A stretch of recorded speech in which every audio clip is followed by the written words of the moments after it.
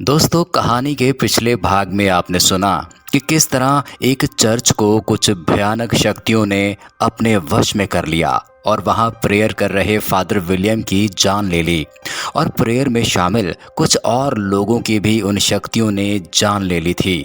धीरे धीरे चर्च के बाद पूरी बस्ती पर भी उन शैतानी ताकतों का कब्जा हो गया और लोग बस्ती छोड़कर जाने लगे और पूरी बस्ती वीरान हो गई।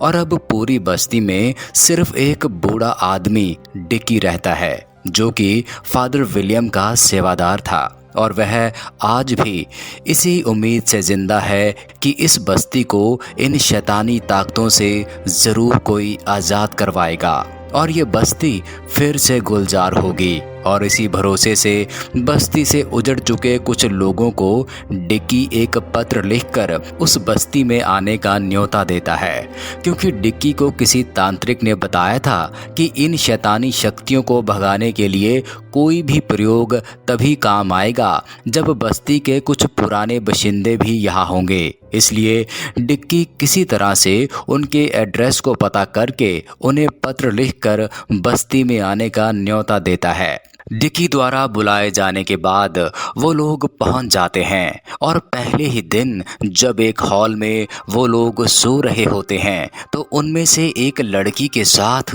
कोई बुरी शक्ति बलात्कार करने लगती है। लड़की की चीख निकल जाती है और हॉल में मौजूद सभी लोग उसे पानी पिलाकर संभालते हैं।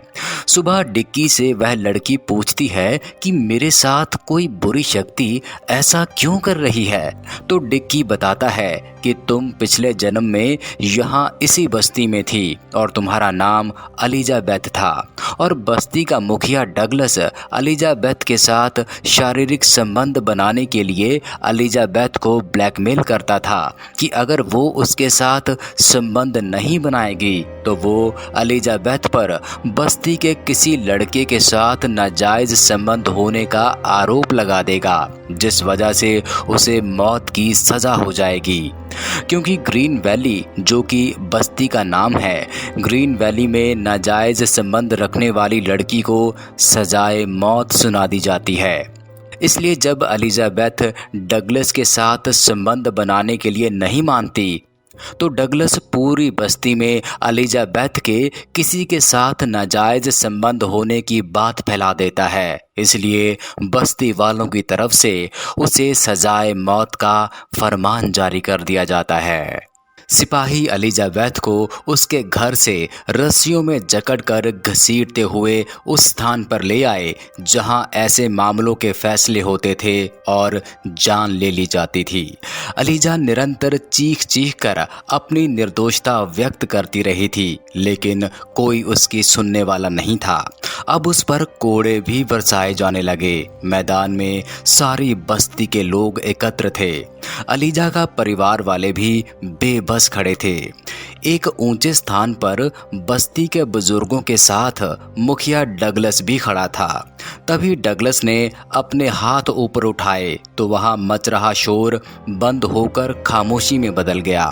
उसने सबको संबोधित करते हुए कहा, एलिजा ने बस्ती के कानून का उल्लंघन किया है। उसने अपने यार के साथ अवैध संबंध बनाकर सबको शर्मसार कर दिया है। अतः हमारे कानून के मुताबिक उसे सजाए मौत एकमात्र दंड है। आप सब क्या कहते हैं? कहना क्या था, सभी ने सहमति व्यक्त कर दी।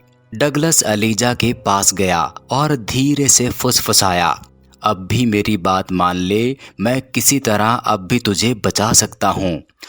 थू!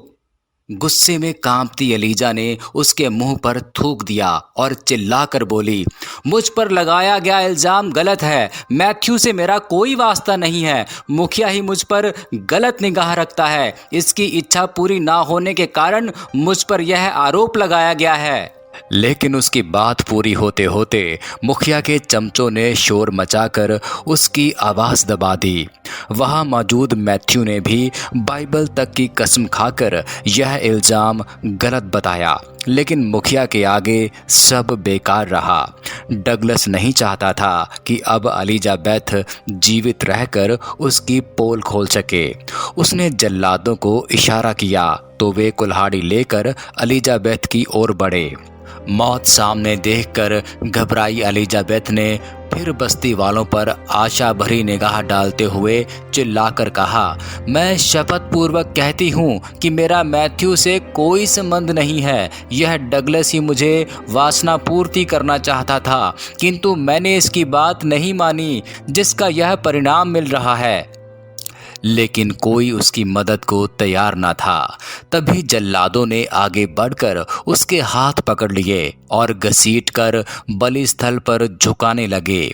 अचानक सारा भय भूलकर एलिजा पूरी शक्ति से चिल्लाई। उसने सबको सुनाकर कहा, मैं पूरी तरह निर्दोष हूँ। यदि मेरा विश्वास ना कर मेरी हत्या की गई तो यह सारी बस्ती इसका नतीजा भुगतेगी और डगलस कुत्ते की मौत मरेगा।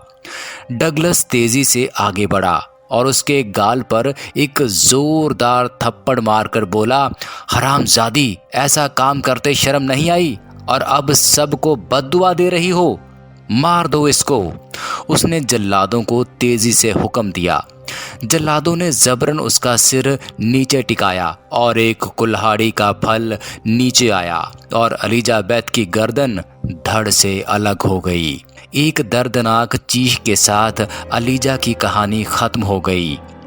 लेकिन उसी समय एक अजीब चमत्कार हुआ, मानो कुदरत को भी यह हत्या नागवारा लगी।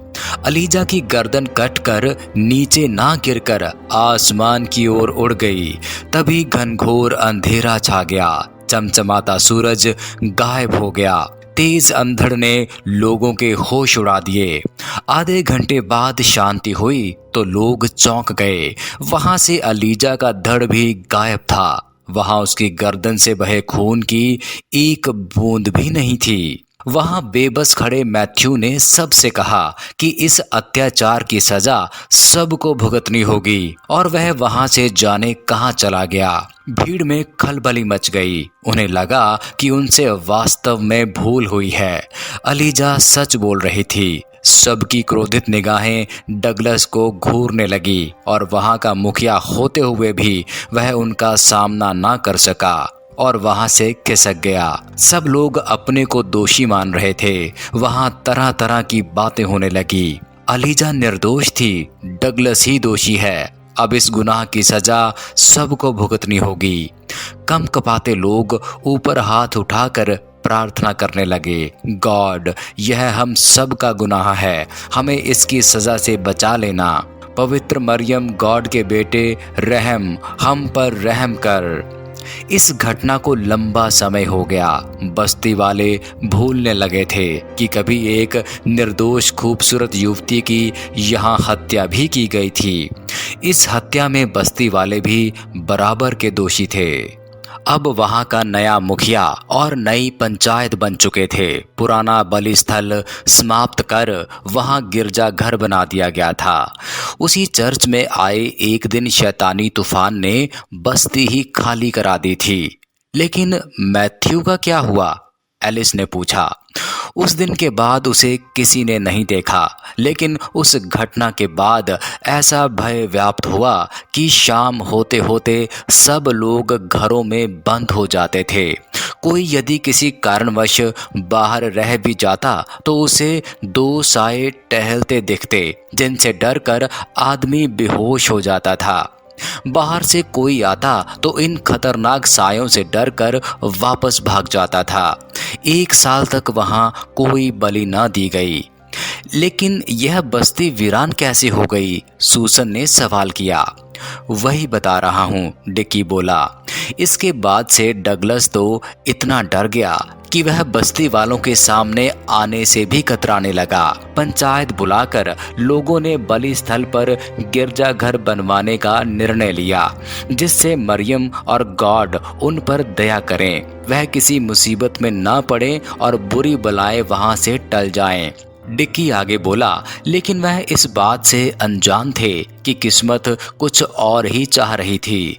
चर्च की नींव खोद दी गई, दीवार उठनी प्रारंभ हुई, लेकिन जैसे ही धरती से ऊपर का नंबर आया तो नींव उखड़ने लगी। तब प्रत्येक कोने में क्रॉस स्थापित कर बुनियाद बनाई गई। दीवारें तैयार हो गई तो छत का नंबर आया, लेकिन फिर नई परेशानी शुरू हो गई। कभी कोई ईंट उछलकर किसी मजदूर को लगती और उसे घायल कर देती, कभी कोई मजदूर नीचे गिरकर घायल हो जाता। निरंतर लंबे समय तक ऐसा ही होता रहा। एक दिन सब इकट्ठे हुए और सलाह कर घास पर ही पवित्र मरियम की प्रतिमा स्थापित कर दी गई। तब जाकर छत डल सकी और गिरजाघर का निर्माण पूरा हुआ। चर्च का निर्माण पूरा होते होते डगलस किसी अज्ञात बीमारी से सड़ सड़ कर कुत्ते सी मौत मरा। बड़ा भयानक दृश्य था उस समय का। मरकर डगलस किसी भयानक प्रेत जैसा हो गया था। उसके क्रियाक्रम के लिए लोग उसका शव उठाने गए तो मृत शरीर जाने कहाँ गायब हो गया था।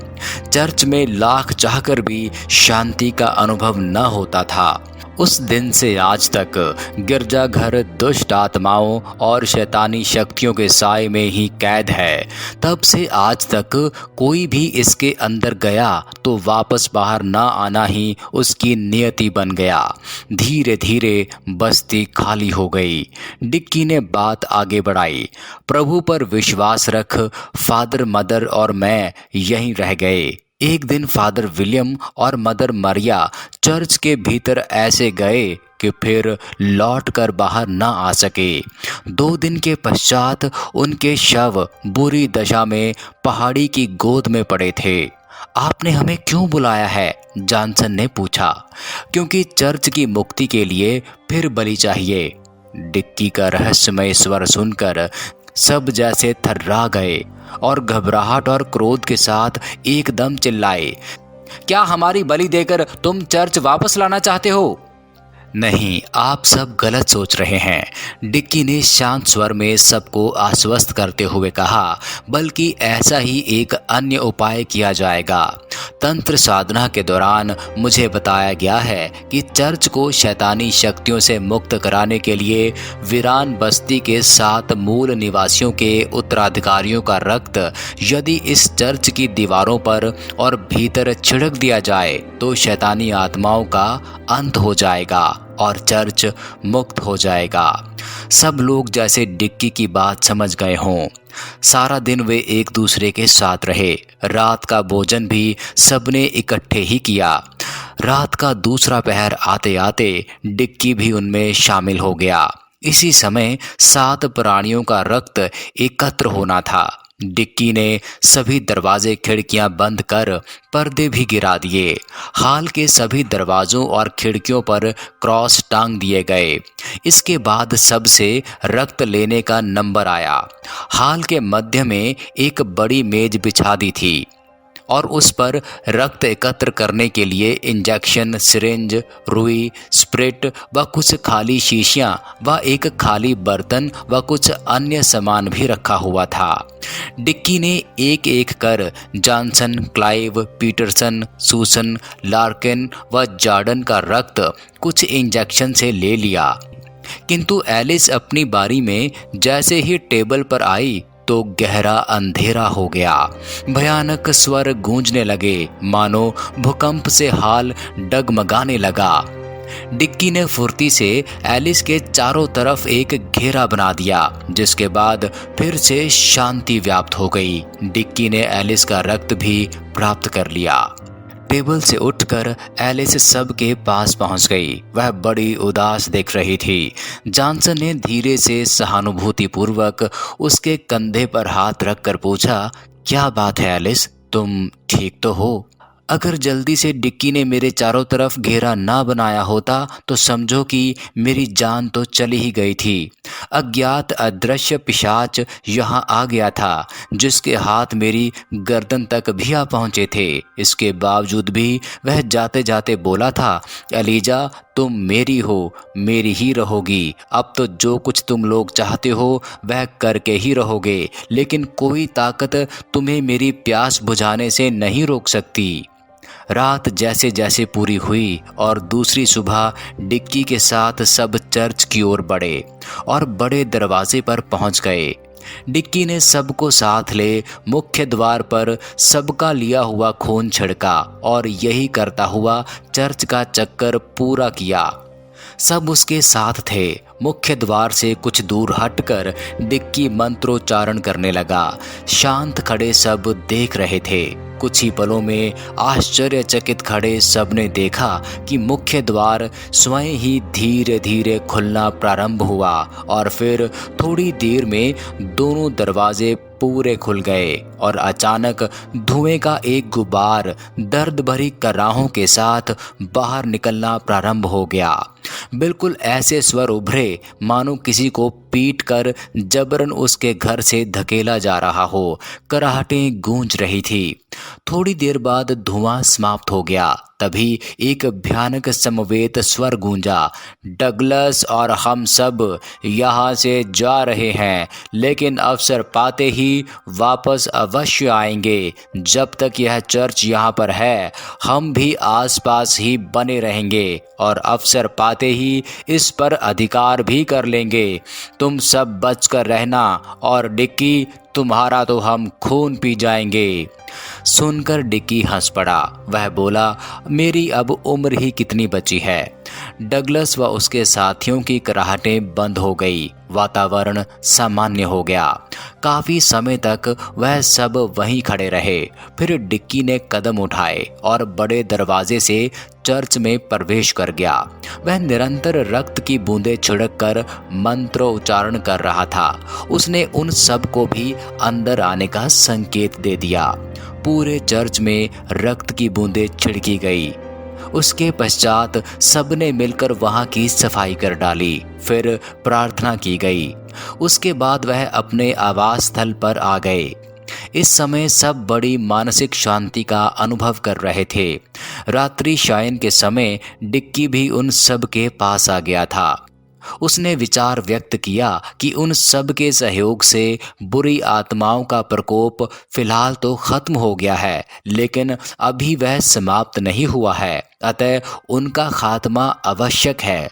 इसके लिए आवश्यक है कि इस चर्च का अस्तित्व ही समाप्त कर दिया जाए। इसकी बजाय थोड़ा हटकर प्रार्थना स्थल का निर्माण किया जाए। अन्यथा इस चर्च के रहते डगलस और उसके वफादार पिशाच अपनी शैतानी शक्तियों से बाज नहीं आएंगे। उसके सुझाव पर सबने सहमति व्यक्त कर दी। अगले दिन चर्च की सभी प्रतिमाएं व अन्य वस्तुएं हटाकर जलाने के लिए एकत्र कर ली गई। इस दौरान ऐसा आभास होता रहा कि इस सारी प्रक्रिया से कोई बहुत कष्ट में है, किंतु चाहकर भी उन्हें रोक नहीं पा रहा। चर्च की बुनियादें तक खोदकर उनका अस्तित्व मिटा दिया गया। फिर एक बहुत बड़ा गड्ढा तैयार कर उसमें एक बड़ा अलाव जलाया गया और सभी मूर्तियां व अन्य सामान उसमें डाल दिए गए, जिससे पैशाचिक शक्तियों का कोई अवशेष भी न बच सके।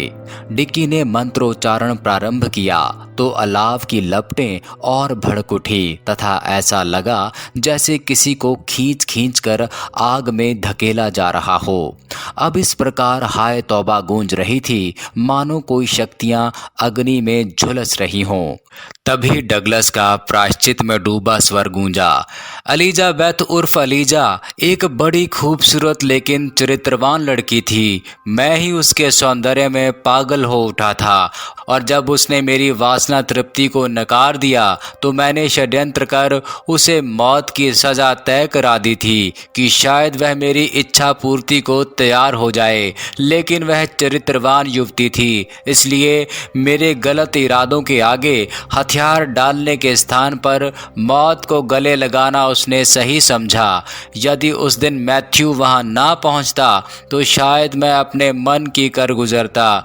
ईश्वर मुझे माफ़ करे। एलिस ही एलिजाबेथ ही है, एलिस एलिजाबेथ ही है और जॉनसन मैथ्यू। कराहते हुए डगलस की आवाज़ डूबती चली गई मानो वह खत्म हो गया हो। थोड़ी सी अवधि में ही जॉनसन और एलिस बहुत निकट आ गए थे। दोनों एक दूसरे के प्रति आकृष्ट होते गए। डिक्की ने जॉनसन व उसके दूसरे साथियों की मदद से प्रयास किया तो पूरे अमेरिका से चर्च के निर्माण के लिए भारी धनराशि प्राप्त होने लगी। कुछ ही समय में रात दिन के प्रयास और श्रम के फलस्वरूप नया चर्च पूरी भव्यता के साथ तैयार हो गया। इसके साथ ही लोगों में विश्वास जगा तो ग्रीनवेल में पुराने लोगों के वंशजों का लौटना व नयों का भी आगमन प्रारंभ हो गया। दूर दराज के लोग भी वहां आकर बसने लगे।